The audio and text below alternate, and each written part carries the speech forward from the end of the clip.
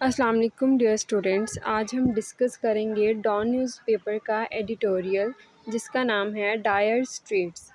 अगर हम इसके टाइटल को अंडरस्टैंड करें तो डायर का मतलब होता है एक्सट्रीमली सीरियस, क्योंकि रिसेंटली स्टेट ऑफ हॉर्मोज़ की इम्पोर्टेंस का आइडिया हर किसी को हो चुका है। तो इस वजह से टाइटल के नाम से हमें ज़ाहिर हो रहा है कि स्टेट की बात की गई है तो वो स्टेट ऑफ हॉर्मोज़ की बात की जाएगी। तो इस स्टेट ऑफ हॉर्मोज़ की क्या इम्पोर्टेंस है और यूएस जो है वो इस स्टेट को कंट्रोल करना चाहता है, इसका ग्लोबल इकोनॉमी पे क्या इम्पैक्ट है और ये स्टेट जो है वो क्यों इम्पोर्टेंट है, इस सब को इस एडिटोरियल में अंडरस्टैंड करेंगे। और इसके साथ साथ हम इसमें वोकेबुलरी वर्ड्स को भी देखेंगे।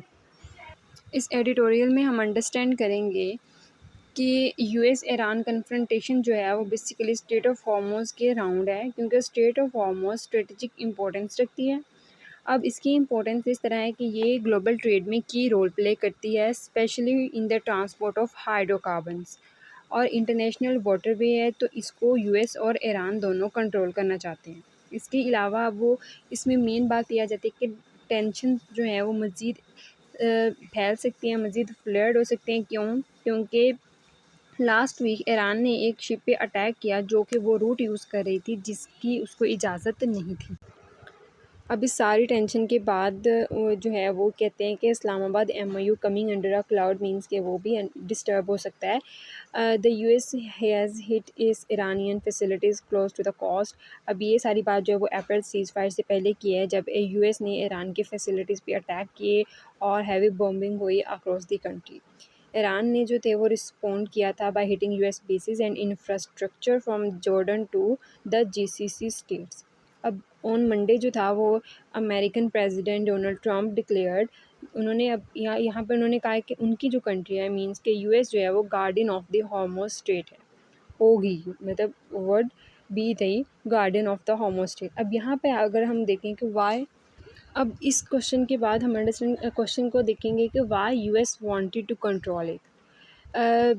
जितना भी कॉन्फ्लिक्ट क्रिएट हुआ, जितनी भी वॉर हुई यूएस ईरान की, अब इस सारे में यूएस ने अटैक इस बेसिस पे ईरान पे किया था कि वो जो ईरान है वो उसको एक वीक स्टेट समझते थे और उनको था कि ये जो है वो चंद हफ्तों की जंग होगी और ईरान जो था वो सरेंडर कर देगा। लेकिन स्टेट ऑफ हॉर्मोज़ ईरान के कंट्रोल में थी, उसने उस जंग में ईरान को जो काफ़ी बेनिफिट दिया। जब स्टेट ऑफ हॉर्मोज़ ईरान ने बंद कर दी तो वर्ल्ड इकॉनमी डिस्टर्ब हुई, ग्लोबल इकॉनमी पे क्या इम्पेक्ट पड़ा आपके सामने है। उसके अलावा जो पेट्रोल, गैस, एनर्जी सब की जो थी वो ट्रांसपोर्ट रुक गई और ये जो था वो हर कंट्री के लिए जो था वो डिफ़िकल्ट था। तो इस थ्रू स्टेट ऑफ हॉर्मोज़ के थ्रू ईरान ने बाकी स्टेट्स पे जो था वो प्रेशर डाला कि वो यूएस को जो है वो इस सब से रोकें।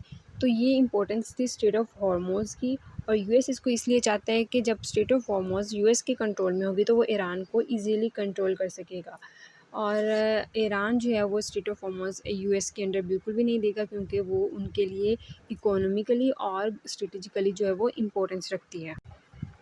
यूएस प्रेसिडेंट उन्होंने कहा कि guardian of the Hormuz strait while Tehran says the strait of Hormuz has been closed. इसके आगे वो बात कहते हैं कि ये सारा मामला किसी भी तरीके से इंडिकेट नहीं करता कि गल्फ स्टेट्स में जो है वो पीस मेंटेन किया जा सकता है। इसके अलावा यहाँ पे एक वर्ड यूज़ किया गया है ब्रिंक्समैनशिप। इसका मतलब होता है कि आप किसी भी एक क्राइसिस को जो है वो एंड पॉइंट पे ले जाएँ डिसास्टर के, ताकि आप अपना बेनिफिट हासिल कर सकें। एक नॉर्मल से मामले को जंग तक ले जाना और तबाही फैलाना, और ताकि बस आप अपना एडवांटेज हासिल कर सको, इसका मतलब ये होता है।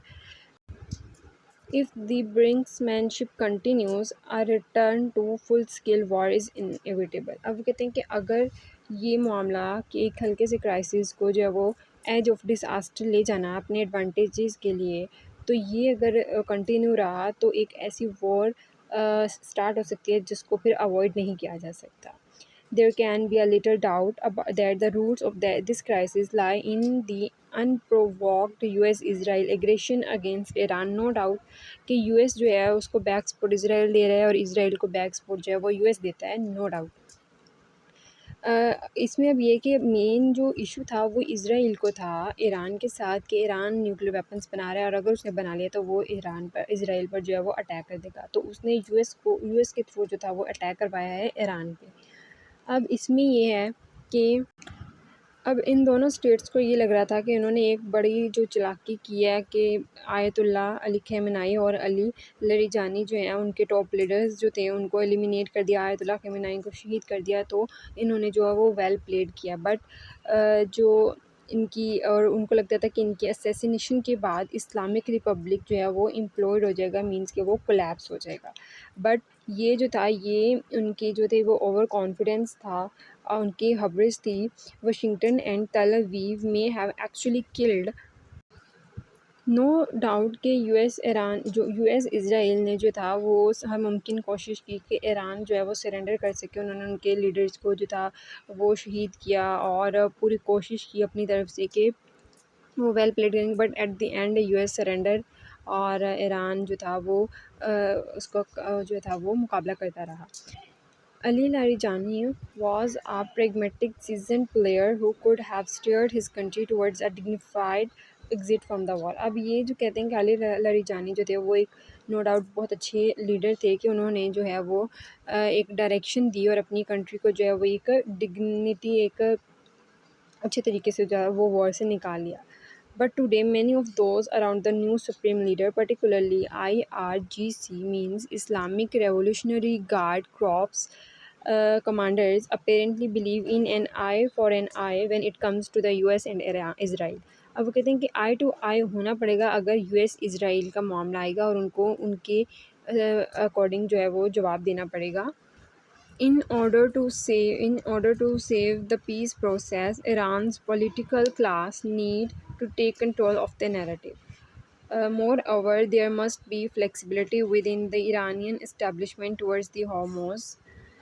अब अगर हम कंक्लूड करें तो इसमें ये है कि अगर ये मामला कंटिन्यू रहा और ज़रा सी जो अटैक्स होते रहे तो ये एक फुल फ्लेज वॉर का ख़दशा हो सकता है जिसको फिर कोई भी कंट्री अवॉइड नहीं कर सकती। इसके बाद एट द एंड इधर उन्होंने कहा है कि जो करंट ऑफिस होल्डर हैं ईरान के, और उन्होंने कहा है कि अगर कोई भी वॉर होती है तो वो पूरा मिडल ईस्ट जो है वो towards a destructive new phase of the war. तो एक नया जो है वो वॉर आएगी, it may be the world war 3 भी कह सकते हैं।